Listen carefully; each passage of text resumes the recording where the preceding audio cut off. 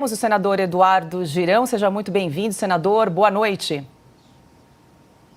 Muitíssimo boa noite, Paula, Cris, Silvio, Ana Paula, Carlos e você que está nos acompanhando nesse programa verdadeiramente independente da TV, do sistema de comunicação do Brasil. Bom, senador, eu vou voltar para o assunto das obstruções que nós comentamos aqui anteriormente, porque ontem já foi feita, então, uma obstrução de sessão no Senado. O senhor, inclusive, gravou um vídeo falando a respeito. Minha pergunta, bem objetivamente, até quando os senhores pretendem travar essas votações? Qual é o objetivo que os senhores pretendem realmente alcançar com essa medida, senador Girão?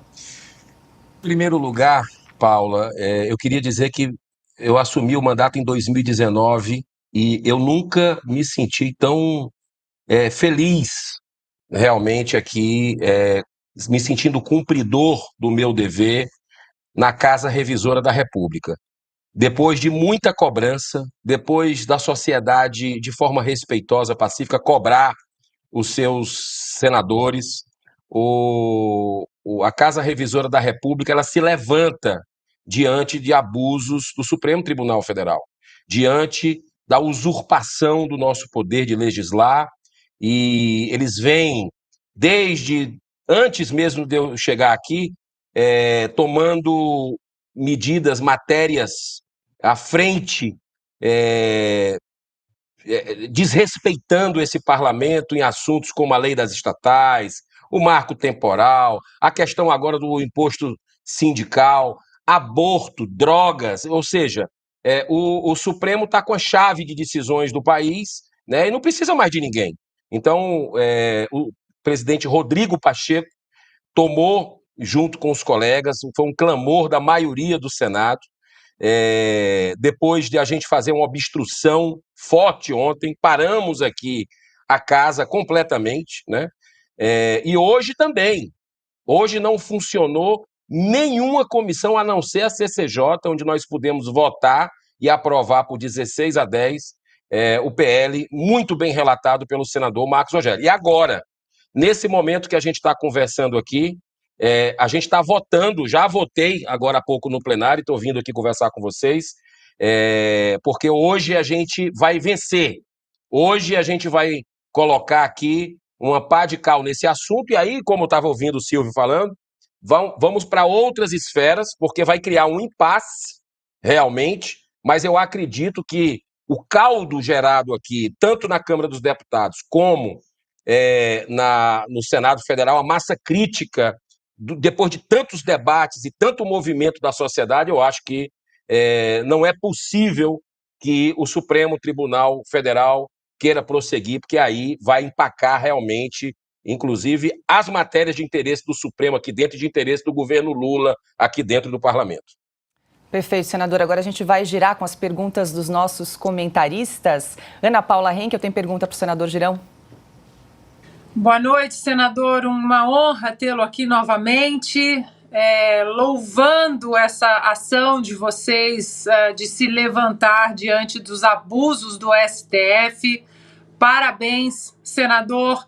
E o senhor, como um homem também, eu quero sair um pouco dessa brilhante ação de vocês, bravíssima ação de vocês, e que assim vocês continuem, porque vocês têm o total apoio da população. E quero, senador, entrar na pauta do aborto, né? Estivemos juntos, inclusive, naquela belíssima Marcha pela Vida em Washington. Sabemos muito bem dos números, do genocídio que foi a Suprema Corte Americana passar a legislação, a legalização do aborto aqui nos Estados Unidos, em 1974. Quase 65 milhões de bebês assassinados desde então. E aí, senador, eu quero entrar nesse plebiscito, porque eu vejo, senador, que esse plebiscito pode ser uma armadilha, como foi aqui, por exemplo, na Califórnia. O direito à vida é um direito inalienável, não tem que ser debatido em um plebiscito, porque senão, senador, nós vamos fazer um plebiscito sobre a descriminalização das drogas, sobre o marco temporal, sobre o imposto sindical. E aí, para que serve o Congresso? se nós vamos fazer um plebiscito o tempo todo. Queria saber do senhor o que o senhor pensa sobre esse plebiscito, se não pode ser uma armadilha perigosa, principalmente porque nós sabemos, senador, que a indústria abortista ela tem muito dinheiro e vai entrar pesado aí na propaganda com falsos dados e falácias. Vamos lá, Ana Paula. Você sabe que essa causa, que para mim é a causa das causas, a vida desde a concepção, é o que me trouxe ao Senado, é o que, antes de eu imaginar ser político, eu estava segurando cartaz, participando de marchas, de seminários, né? Então, eu tenho muito cuidado com relação a isso. É legítimo, essa sua preocupação é completamente legítima, mas a gente tem que ver o contexto de um Brasil que não tem a segurança jurídica necessária sobre todos os aspectos, o que está acontecendo no Brasil, o devido processo legal, né, a perseguição aos críticos, jornalista com passaporte retido, conta bancária bloqueada, sem rede social. Nós vivemos um estado de exceção e essa questão do plebiscito é um botão de emergência, né, que está sendo capitaneado pelo senador Rogério Marinho, um senador íntegro, que tem essa defesa de valores e princípios muito forte e que puxou essa bandeira como uma alternativa política, né, de uma última alternativa se a gente tiver que usar. Mas eu quero deixar muito claro, nesse exato momento também, enquanto se vota o marco temporal, está acontecendo uma coletiva lá na Câmara dos Deputados com parlamentares, senadores e deputados que estão trabalhando na urgência do Estatuto do Nascituro, um projeto que tramita nessa casa há mais de 20 anos e que nós conseguimos a urgência para votar o mais rápido possível, só que o Lira essa semana não deve colocar em pauta, e na semana que vem é a perspectiva que o presidente da Câmara, com a pressão que está recebendo de parlamentares, de várias entidades providas do Brasil, que tem que tirar o chapéu para essa mobilização, né?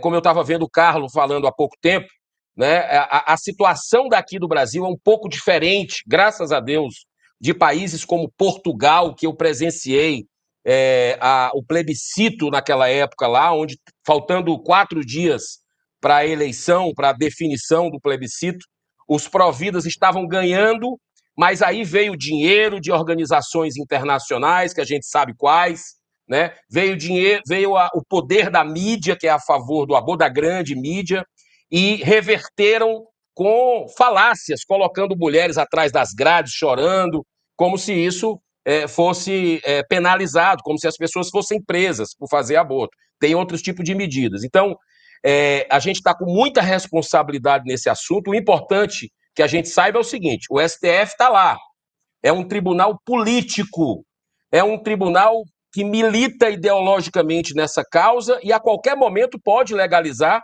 o aborto. Então, aqui no Senado Federal e na Câmara, nós estamos muito unidos para evitar que isso aconteça, e vamos correr com o Estatuto do Nascituro e com a PEC da vida do senador Magno Malta, e essa alternativa é uma de um botão de emergência. Eu tenho certeza, pelas pesquisas que eu tive acesso, nós temos aqui no Brasil tanta consciência sobre esse assunto, e aí o papel das igrejas tem sido fundamental também, da ciência, porque na época que o aborto foi legalizado em 73, Ana Paula, nos Estados Unidos, e que já reverteu, a gente estava junto aí no momento de reversão pela ciência que avançou, as estatísticas sociais, porque não é apenas essa vida, não, essa vida é muita coisa, né? O fígado, os rins desse bebê, mas a saúde da mulher, o aborto é feito nesse período, a saúde da mulher fica devastada, de ordem psicológica, mental, emocional, física. Não estou nem entrando na questão espiritual, estou falando de ciência. Então, sim, a mulher que faz aborto, em relação a que não pratica esse ato, tem propensão maior à síndrome do pânico, à depressão, envolvimento com álcool e drogas e o suicídio, que é a grande pandemia nesse momento. Então, são 2 vidas e eu acredito que a gente vai conseguir junto com o povo, 90% da população brasileira, é o sentimento que a gente vê nas ruas e com pesquisas que eu tive acesso, 80 e poucos, até 90%, é convicta contra o aborto. Agora, se chegarmos no extremo de fazer um plebiscito, aí a pergunta, Ana Paula, que a gente tem que deixar muito objetiva para não ter possibilidade daquelas coisas das narrativas, de tentarem fazer confusão, porque eles confundem para dividir.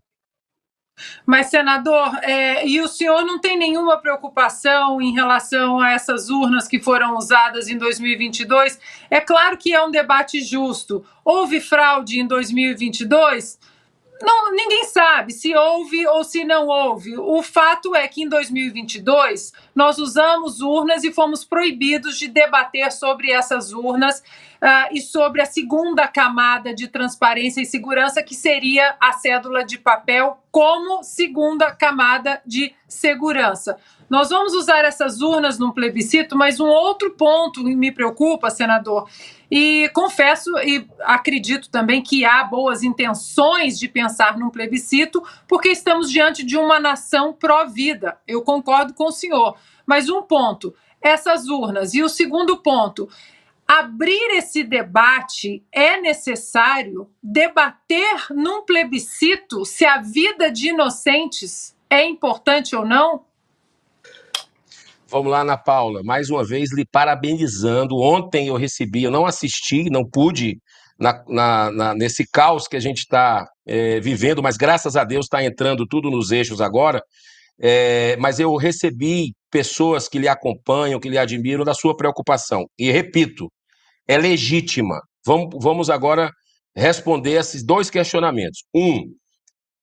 Nós estamos num tribunal político no Brasil.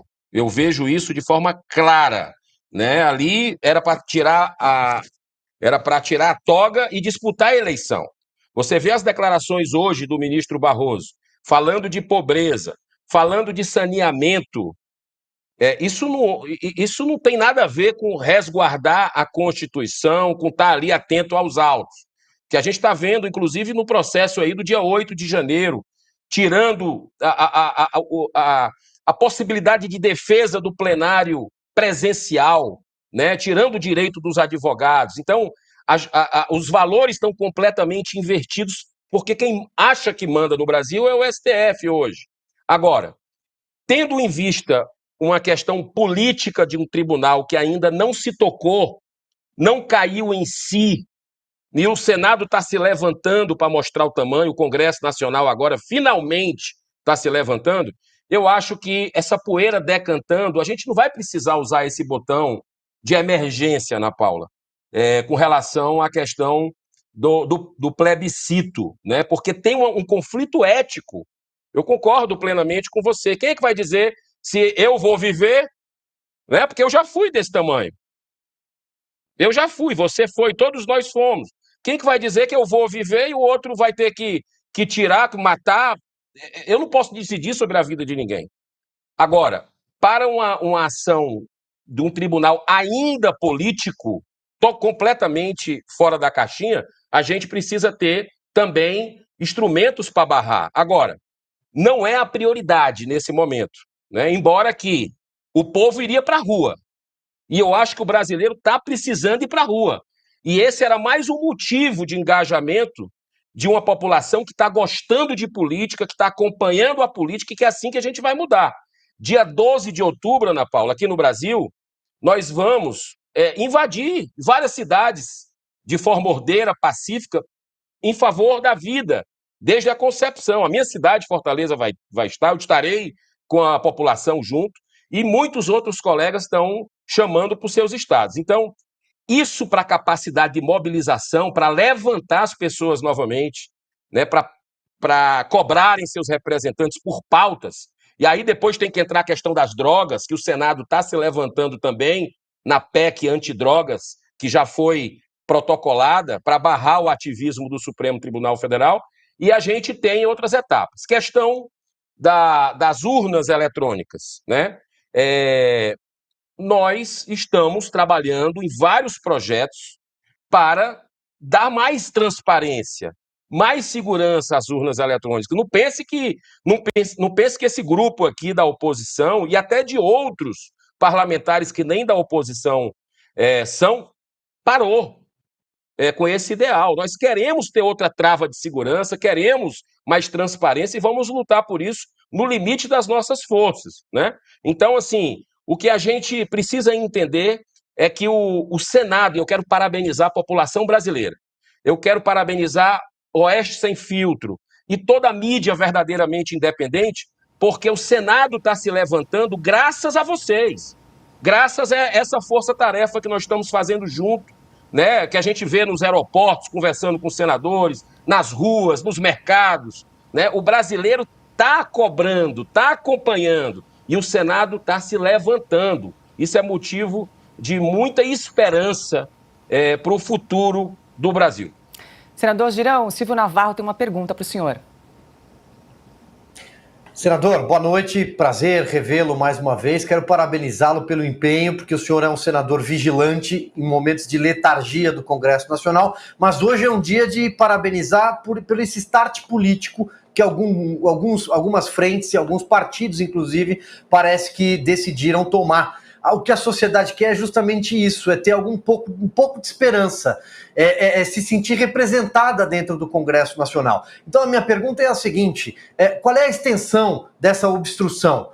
Temos a questão do marco temporal que passa pelo plenário hoje. O senhor já citou um ou outro tema aqui em relação a drogas, em relação ao aborto, mas qual a extensão dessa obstrução? Existe uma agenda clara que esse grupo, parece ser até majoritário, vai buscar, e pergunto se isso inclui o projeto do ex-senador Lazier Martins, senador do Rio Grande do Sul, que descentraliza decisões sobre pedidos de impeachment de ministros do Supremo. Resumindo, tira das mãos a única decisão do presidente do Senado, no caso Rodrigo Pacheco. Depois de um prazo de 15 dias, a mesa diretora pode ser provocada e essa decisão pode partir para o todo, para o colegiado. Silvio, vamos lá. Principal vitória de hoje, nossa vitória, vitória do povo brasileiro, vitória do Brasil, é o marco temporal que eu posso lhe assegurar que nós vamos aprovar no Senado daqui a poucos minutos. A votação já está aberta e daqui a pouco é revelado o resultado e conseguimos uma mobilização muito boa de senadores para estarem aqui para votar. Então, o processo de desobstrução, né, tem outras matérias importantes para o Brasil, que a gente está preocupado porque, ao mesmo tempo, o Supremo Tribunal Federal vem com seu ativismo em aborto, droga, e a gente vai continuar nesse diálogo. Tudo é diálogo, não é só chegar, fechar e acabou, tem que ser do jeito que a gente quer, não. Mas essas pautas, eles mexeram com vespeiro, posso dizer para você, né? Porque é consolidado para quem foi eleito pelo voto popular, como nós senadores, como deputados federais, que aborto e droga nós não vamos aceitar. Não é um valor, não é um princípio do povo brasileiro.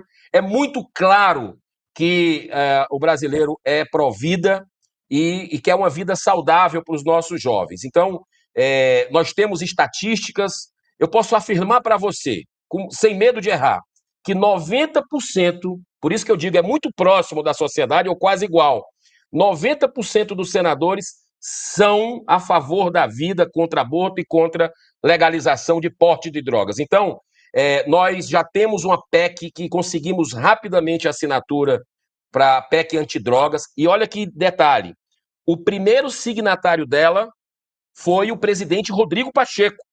Ou seja, ele fez questão de assinar, né? E nós vamos votar rapidamente isso nas próximas semanas, essa PEC. Com relação ao aborto, tem o Estatuto do Nascituro, que está lá na Câmara dos Deputados com urgência já. Vamos votar, vamos trazer urgente aqui para o Senado Federal para deliberar sobre isso. Tem a PEC da vida também, que é outra alternativa, e como um botão de emergência, nós temos a questão do plebiscito. Mas nós não vamos deixar de cobrar, de avançar, porque o Supremo Tribunal Federal chegou no limite passou um pouco até do limite, um pouco não muito, mas eu acredito que agora a gente precisa verdadeiramente ter harmonia, independência entre os poderes para que o Brasil possa caminhar de forma equilibrada, onde as pessoas possam se respeitar efetivamente. Eu acho que nós estamos caminhando bem nesse sentido. Silvio, sobre a PRS do nosso querido do senador Lazier Martins, né?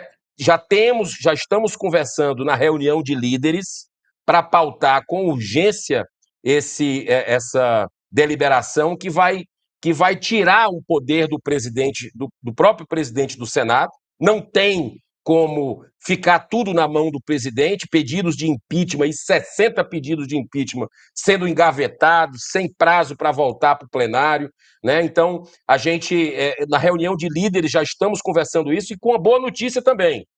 Boa notícia para vocês. O presidente já ratificou algumas vezes um pedido que a gente vem fazendo, que é do fim da reeleição para o Executivo. Então, já está muito amadurecido dentro do colégio de líderes, dos partidos, né, que a reeleição ela precisa ser repensada. Não é boa para a democracia no Brasil, porque você já assume um cargo no Executivo já pensando em como vai fazer com populismo para continuar no poder. Eu quero só dar um informe rápido. Eu tive esse final de semana em Buenos Aires com o senador Sérgio Moro, com o governador Ronaldo Caiado e também a senadora Tereza Cristina, que foi a melhor ministra da Agricultura do Brasil, e nós denunciamos lá os abusos que o Brasil está tendo aqui, tanto do governo Lula, um governo autoritário, que flerta com ditadura, né, que não tem responsabilidade nenhuma, e também abusos do STF. Eu fiz questão de falar nesse encontro da América Latina com o ex-presidente Piñera, ex-presidente Macri, ex-presidente Tuto Quiroga, o Felipe Calderón do México, muitos parlamentares, imprensa, e nós não vamos parar também. Falar do que está acontecendo no Brasil, com arbitrariedades sucessivas, e estou indo para Lisboa no dia 12, no feriado também, me reunir com parlamentares de lá e do Brasil, para que a gente possa mostrar, assim como a gente fez na ONU, né, no mês de julho, o que está acontecendo, porque o mundo precisa saber que a gente não vive uma democracia plena. É a democracia do Lula a relativa a isso, nós não vamos aceitar. Senador Girão, muito obrigada por estar aqui conosco nessa noite. Quero registrar aqui que mais de 65 mil telas estão nos acompanhando nesse exato momento, nessa entrevista aqui. Vou liberar o senhor, que eu sei que logo mais tem votação aí no plenário sobre o projeto de lei do marco temporal. Um ótimo trabalho para o senhor. Muito obrigada. Bom trabalho. Muito obrigado. Parabéns pelo trabalho de vocês. Vocês não têm ideia de como vocês estão auxiliando o Brasil e esses parlamentares, levando a verdade, levando as informações sem filtro, Oeste Sem Filtro, para o brasileiro. Muito obrigado.